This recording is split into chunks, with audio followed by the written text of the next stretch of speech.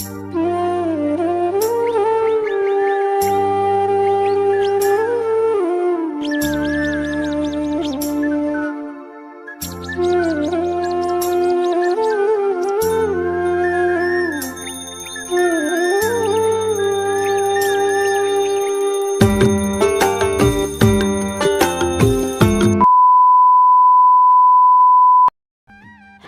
বন্ধুরা, good morning. কেমন আছো তোমরা সবাই? আশা করছি সবাই খুব ভালো আছো, সুস্থ আছো। আবারও একটি নতুন ব্লগে তোমাদের সবাইকে ওয়েলকাম। তো সকাল সকাল ঘুম থেকে উঠে আমি সমস্ত বাসি কাজটা সেরে নিয়েছি। এখন বাজে হচ্ছে 9টা। তো এখানে দেখো আমি ময়দা মাখছি, কারণ আজ হচ্ছে শ্রাবণ মাসের 4র্থ সোমবার।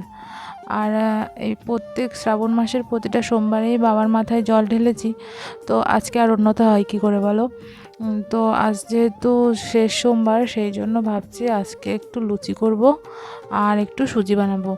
তো যথারীতি সেই জন্যই দেখো আমি ময়দা নিয়ে বসে পড়েছি। তো ময়দার মধ্যে আমি দিয়েছি হচ্ছে চিনি আর লবণ, আর এখন দেখতে পেলে একটুখানি তেল দিলাম, দিয়ে এখন ময়দাটাকে মাখছি।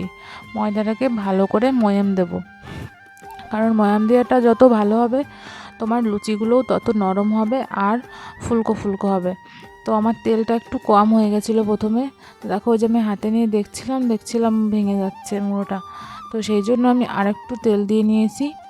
এখন তেল দিয়ে আমি ভালো করে মাখবো, কারণ এই ময়াম দেওয়াটাই হচ্ছে লুচি বানানোর মেন। তুমি যত মাখবে ময়দাটা, মানে জল দেওয়ার আগে আর কি, ওই তেল নুন আর হচ্ছে চিনি দিয়ে, ততই তোমার লুচিটা সুন্দর হবে।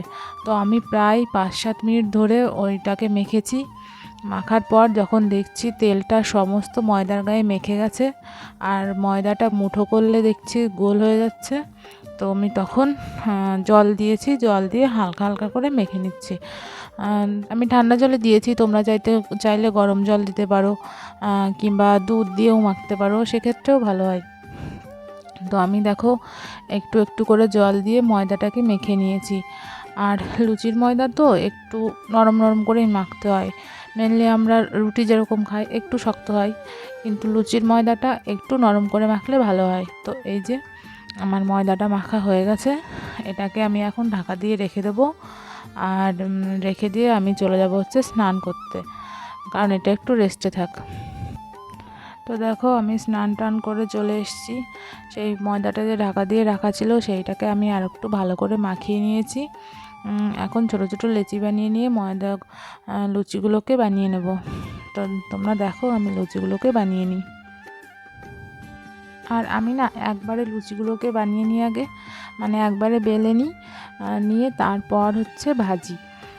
তা না হলে ওই একটা করে বানিয়ে একটা করে ভাজতে গেলে না আমি তালগোল পাকিয়ে যাই, আমি ঠিক পারি না। তো সেই জন্য আমি একবারে দুটো থালাই করে বেলে নেব, অনেক করে।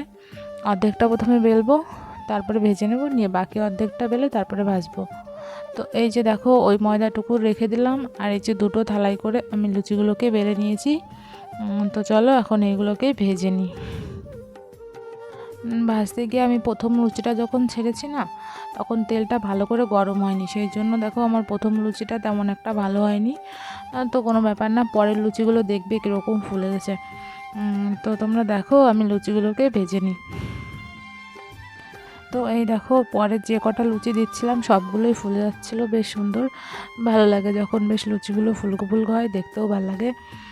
তো আমি এরকম করে লুচিগুলো সব ভেজে নিয়েছি এক এক করে, আর দিয়ে তারপরে হচ্ছে আমি পুজো করে নেব, কারণ হচ্ছে সবগুলো ভাজতে গেলে না অনেক দেরি হয়ে যাবে।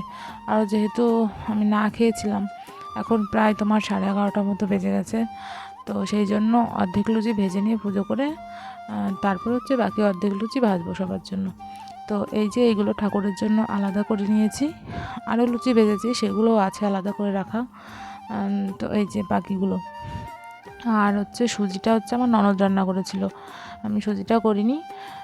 তো পুজোর জন্য নিয়ে গেছে, আর এই যে বাকি যে সুজিগুলো ছিল দুটো বাটিতে আলাদা আলাদা করে রেখে দিয়েছে। তো এখন আমি চলে যাব হচ্ছে পুজো করতে, তো চলো। তো দেখো আমার ননদ কিন্তু সমস্ত কিছু গুছিয়ে নিয়ে পুজো দিয়ে দিয়েছে, মানে হচ্ছে বাবাকে স্নান করানো, আজকে হচ্ছে মহাদেবকে তোমার দুধের সর দিয়ে স্নান করিয়েছে।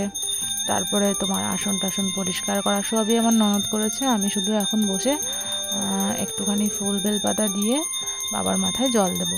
ব্যাস, আমার পুজো এইটুকুই। তো আমি পুজোটা করে নিই।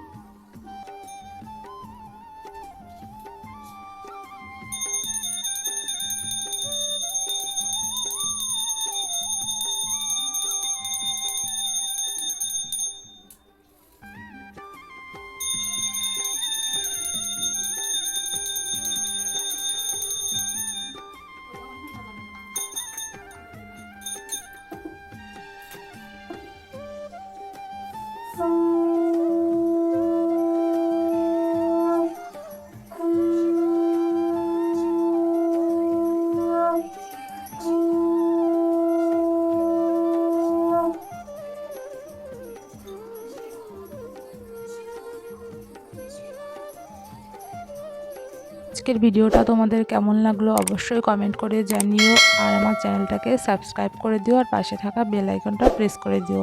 টাটা।